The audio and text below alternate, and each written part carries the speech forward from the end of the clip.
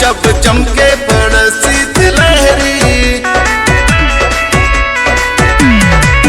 सैया जाता कमाए बहरी।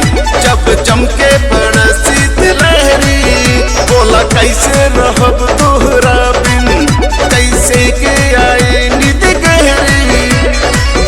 करतानी बिनती हाथ जोड़ के राजा, ठंडी भर मत जा हमके छोड़ के राजा। ठंडी भर मत जा हमके छोड़ के राजा।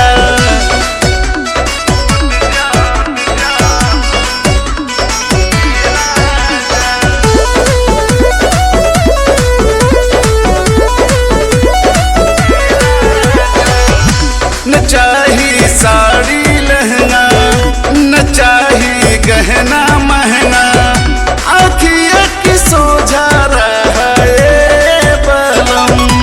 कि तोहके हमर क्रिया कि नहीं कि हमार फिक्रिया, कई दे पूरा रमाए बलम। केकरा संग सूतब चदरा ओढ़ के राजा, ठंडी भर मत जा हमके छोड़ के राजा। ठंडी भर मत जा हमके छोड़ के राजा।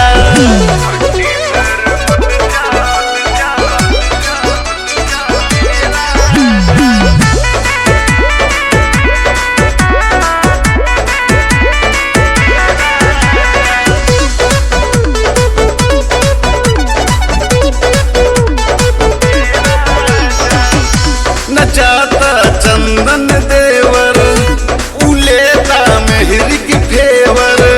तू जिद छोड़ दे बलम, कि राजी अनिल सैया धरी ले तो हर पैया। विचार के मोड़ दे बलम, बड़ी याद आई रतिया भोर के राजा। ठंडी भर मत जा हमके छोड़ के राजा। ठंडी भर